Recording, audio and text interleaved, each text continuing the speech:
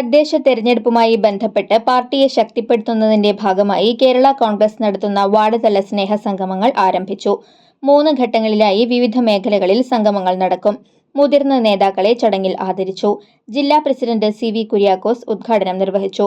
അതിശക്തമായ രാഷ്ട്രീയ പോരാട്ടം എല്ലാ കാലഘട്ടത്തിലും കേരള കോൺഗ്രസ് നടത്തിയിട്ടുണ്ട് എന്ന് ഞാൻ വിശ്വസിക്കുന്നു.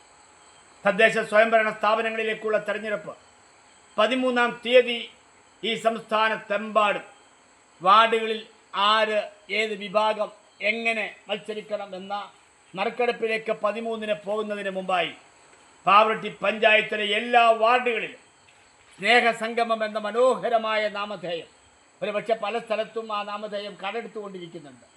സ്നേഹസംഗമം എന്ന പേരിലുള്ള വ്യത്യസ്തങ്ങളായ പ്രോഗ്രാം നടത്തുമ്പോൾ അതിന് വഴികാട്ടിയായി അത് നാമകരണം ചെയ്ത പാവറട്ടി മണ്ഡലം കമ്മിറ്റിയെയും പാവറട്ടിയിലെ നേതാക്കളെയും അഭിമാനത്തോടെ ഒരിക്കൽ കൂടെ ഞാൻ അഭിനന്ദിക്കുന്നു.